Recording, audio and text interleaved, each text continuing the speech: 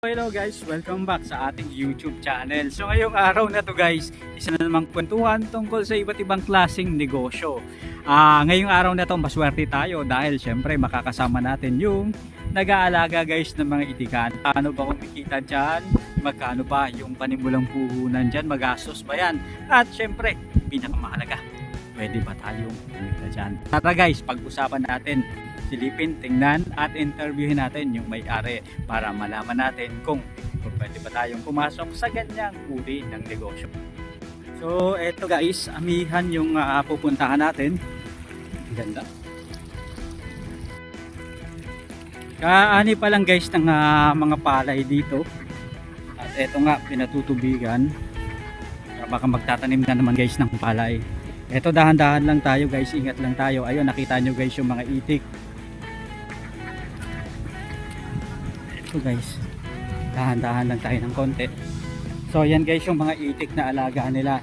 Yung sabi sa akin halos mahigit 400 yung mga itik na yan. Pero tingnan natin guys yung may-ari. Tanungin natin, interviewin natin dito sa kanilang maganda na kubo. Eto guys, nandito na tayo. Walang laman tong kulungan nila guys ng itik. Eto, interviewin natin si na bossing dito sa kanilang manding kubo. Boss, magandang araw po. Ayan, so makisingit muna tayo kay na boss. Boss, welcome po sa Kabady Moko YouTube channel at saka Facebook page na rin. Boss, ano pong pangalan niyo, boss?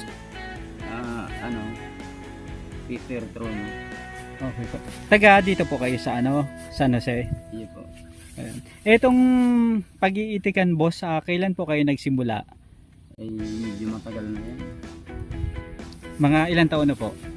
Mga 5 taon. 5 years na po. Maliban po sir sa pag-iitik, ano pa po yung ibang pinagkakaabalahan nyo? Ay wala na. Ito na lang. Ito po, may sakahan sir, nag-ano kayo? Oo, mayroon. Ayun. Tapos yung mga ibang hayupan? Mayroon bata. Baka rin po. Ayan. Tapos dito sir sa pag-iitikan, mga ilang peraso na po sir yung alaga ninyo? Lampas 400 yan. Lampas 400 po. Sa ganung klase sir ng pag-iitik, nung nagsisimula po kayo, ilang peraso po yung una nyong inalagaan? Lampas Yung bago pa lang po. 200. 200 po. Sa pag-iitik po ba, kailangan po marami na po talagang alagaan o pwedeng magsimula kahit konti, mga 10 peraso? Eh kung mag-ano ka man lang, dapat marami na. Para. Pare-parehas lang naman ang pagbantay mo. Opo, kumbaga para sulit po sa sa ganun pong 200 peraso, mga magkano sir yung puhunan na pwede nilang ilaan sa ganun karaming alaga? Mga 20 mil. 20,000. Yung 20,000 sir, saan po yun na mapupunta? Sa pambili ng sisig, tapos sa pagkain nila. Opo. Ano po usually sir yung pakain sa itik? Feeds. Parehas po ba sir yung, yung pakain dyan sa tulad ng feed sa manok o iba po? Oo, tulad ng sa mga. Magkano na po sir yung isang sako ng feeds? Mga sa ngayon, mga 1,800. Sa 200 na itik po o dito sa alaga nyo na 400 ngayon, ilang araw po o ilang buwan bago maubos nila yung ano na yan? Ay mga 3 sako, mga 15 days. 15 days, 3 sacks. Ibig sabihin halos 6,000 Oo. kalahating buwan. Tapos eto po, sir, paano po yung pagpapakain yun sir sa mga itik? 3 beses o 2 beses sa maghapon? Dapat nakaano sana ang pambahog na. Naka-steady lang. Ibig Para sabihin, madaling lumaki. ibig sabihin po, yung pambahog nila dito lang mismo sa lalagyan po nila. Tapos kumbaga dapat hindi po nawawala ng pambahog. Oo. Ayun. Para Ano po yun mabilis sir? lumaki. Sinasaboy lang o Hindi, hindi? mayroon may kahit lang, plastic. Ilagay mo lang sa plastic. Tapos mayroon siyang inuman. Diba yung may mga sila plastic. Opo. Pwede na po yun. Sa pag-iitikan sir, paano po kayo na pumasok sa ganitong pag-iitikan? May kaalaman na po kayo before pa o Oo. paano po kayo sir natuto?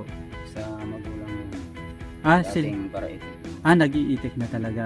Ano po sir yung pakinabang ng mga itik na maaaring makuha ng dyan? Eh, katulad dito sa palayan, yung mga kohol. Opo. Kapag Kinakain may nila yun. kumakain po sila ng kohol, kumbaga pangontra na rin sa mga ano, no? Sa mga palay. Opo. Kasi kinakain ng palay ng mga kohol. Opo. Ang isang itik po sir, kapag binenta mo, magkano na po ang per kilo niyan, yung karne ng itik na buhay? Diaper. Wala, hindi pa naman sabinta ng kinakain. Hindi po. Kumbaga parang Binibili yan, ganito nangingitlog sila, mga Opo. 200 ang isang piraso. kapag nangingitlog na. Tapos kapag kapag bago pala, yung mga sisiw-sisiw pa lang po, magkano po yun? 55. ang 55 pesos. Oo. Bali, ibig sabihin po, ang pwedeng maging business dito is yung buy and sell ng mga sisiw ng itik, tapos yung mismong itik na malaki na Oo. nangingitlog. Paano po sir malalaman na lalaki o babae yung itik? Ano baga ang ano yan, puwet niya, Yung sa ila. binubo ka rin. Opo. Kapag lalaki po, ano po yung usual? Nangingitlog din po ba ang lalaki ng itik o hindi? So kapag ganon, for katay na po siya. Oo. Tapos yung itlog po ng itik, yan po ba yung ginagawang balot, sir? Yan. Magkano na po yung bentahan kapag ganyan, sir? Ayun, itlog pa lang. Opo. Hindi pa balot. Opo, 8. 8 pesos. Kayo po, sir, gumagawa rin po ba kayo ng balot o hindi po? Tapos kapag sa isang araw po, doon sa 400 piraso, mga nakakailang ano po kayo, ilang itlog? Mga 360, ganyan. 300 plus. Ibig sabihin halos 1:1 ratio na o 80% ng total population na, no? 90%. Na nangingitlog. 90% yan. Basta katulad nito, maluwang na. Pwede po. Ano po sir yung pwedeng alternative na pakain naman sa itik? Halimbawa, walang feeds. O para mas makatipid tayo. Kaso hindi yan mangingitlog. Mabagal po siyang mangitlog pag ganon.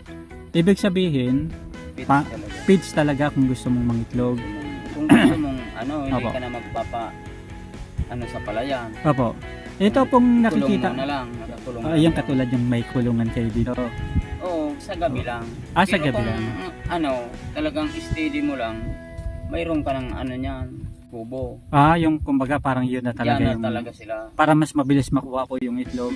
Nagkakataon po ba, since ito nasa labas po minsan ng kulungan, nagkakataon po ba na yung itlog nila is sa labas na lang nakikita o Ay, hindi. dito talaga rin Dito sila talaga, ng itlog? nauwi talaga yan. Marunong din sila talagang uuwi.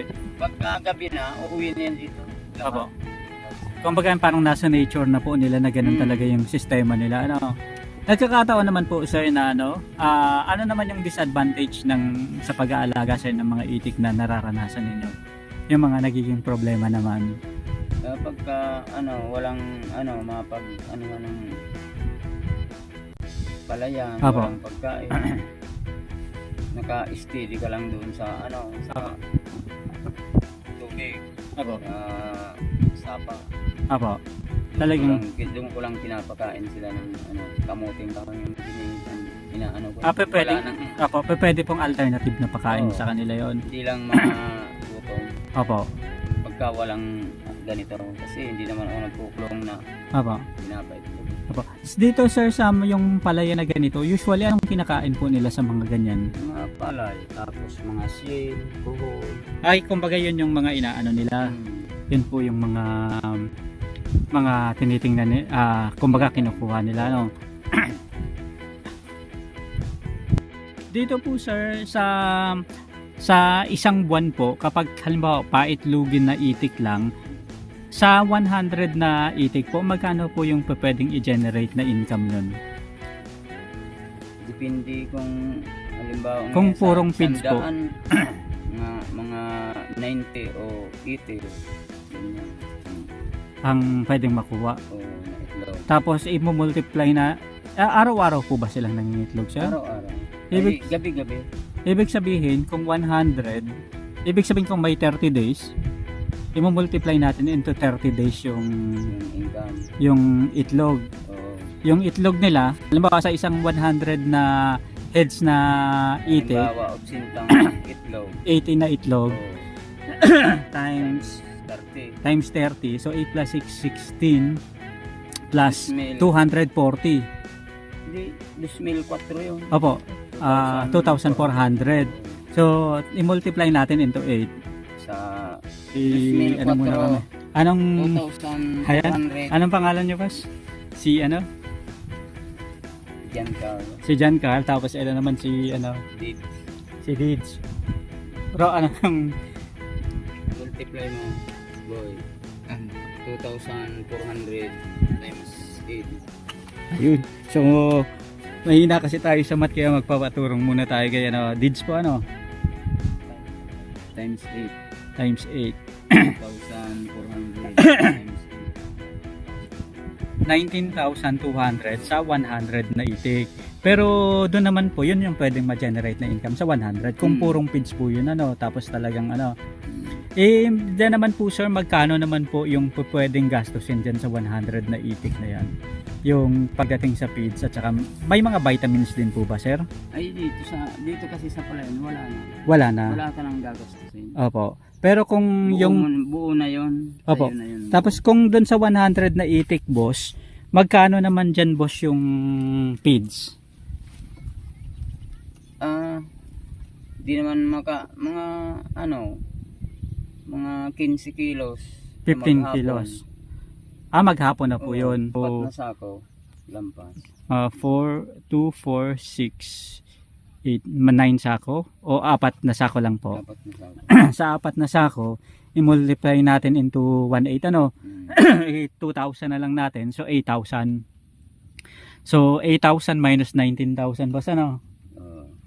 Di na Oo. 11,000. Ayan. So halos 11,000 ang pwedeng ma-generate. Doon na ibabawas yung mga labor cost. Tapos mga ano pa. Sa kapag maulan naman po sir, hindi naman po ba mahirap na ano alagaan yung mga itik? Ay, hindi. Maano naman sila. Mas matibay yan mag-itlog pa pagkatag-ulan. Opo. Pag ganito. Kasi lahat may tubig ang Opo. mas maganda yun, maraming tubig na na Mas okay po sila sa ano. Mm. Kasi minsan yung manok diba kapag naulanan parang mahina sila sa ulan-ulan. Pero itong itik, ay, hindi. okay naman po Mas siya. maganda yun. Ayun. Tapos hindi na pero nakakaranas naman po kayo na magkatay ng mga itik na ganyan. Oo. Kapag ganyan po sir, magkano usually yung bentahan naman ng mga ano, yung yung buhay na itik na buo. Yung kapag mga lalaki, 150 binibenta ko. binebenta nyo po. Kumbaga regardless ng kilo na yun o per kilo pa rin po. Makabawi lang sa gasto. Sa ano, kumbaga basta bumalik Kasi lang hindi yung naman ano. nag-iitlog yun eh. Opo. Wala naman. Kumbaga yung Ang mga silbi lang yan sa balutan. Opo. Pag may balutan dapat kasi may lalaki. Ano pong ibig sabihin sir ng balutan? Yung balot na balot ano. na ginagawang balot. Opo. Pag So- walang lalaki, hindi mo magagawang balot yan. Opo. Ano po yung ano niyan sir, yung Dapat ang 100 na pirasong itik, may 10 kang lalaki. kumbaga para at least may mix ano. Oo. Tapos ang kumukuha sir sa inyo ng mga itlog, yun talaga is panggawa nila ng mga balot. Ginagawang maalat. Pwede rin po yung ganun. Ito yung ginagawang maalat ang itlog na Yung kumbaga yung nilulubog sa lupa, Oo. tapos lalagyan ng ano, para mas okay dito, po yung hindi na linulubog sa lupa yan eh. Opo. Sa asin na lang. yung kumbaga diretso na po ano. Ibig sabihin sir, kumpara sa itlog ng manok na gagawing maalat, mas okay itong sa itik na ano, na itlog na gagawing kasi maalat. matigas kasi ang nito, balat. Opo, Ang sa manok hindi naman ginagawa yata yung na maalat. Kumbaga depende kasi na lang sa ano. madaling mapisa daw yun. Kumbaga mahina yung ano. Walang seal kasi ang ng manok, itlog. Opo. Kaya malambot yun. Ito sir, yung pag-maintain naman itong mga itik, hindi po ba siya risky sa ano, yung mga mga nangunguha ng mga sisiw, yung mga wala naman po kayong na-experience na ganun. Ay wala. Kumbaga napagkakatiwalaan naman yung mga yung within the area po. Oo.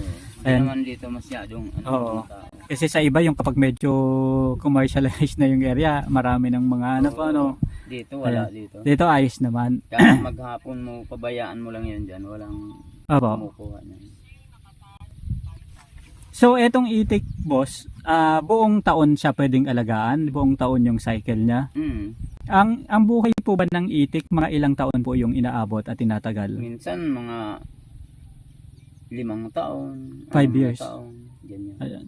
So 5 years hanggang 6 years, talagang ganun katagal sir yung Oo. lifespan niya. Dire-diretso po yun sa pangingitlog. Diretso yan. Ayan. Basta, tapos ang itik po, ilang buwan bago mapisa yung itlog niya? Ano? 30 days yan. Ay, 28 days. 28 days, Oo. pisa na. Ayos na yung ganun. Sir, ano? Ayun. Ito sir, itika na ganito. Magkano sir yung paggawa ng ganitong kulungan? Ay, mura lang yan. Binili ko lang yan. Yung mga net. lang yan. Ito po. Oo. So, Net. Opo. Ito, ginawa ko lang itong ano. Sa sariling gawa. Ibig sabihin sir, everyday, kailangan palabasin sir yung mga itik. Oo. Tapos, after nyan, balik na naman sila sa hapon. Sa gabi. Tapos, kulong na naman sila. Ngayon, kailangan po ba ilawan yung itik sir o Ay, hindi? Hindi na. Okay na yung ganyan na lang na Oo. ano.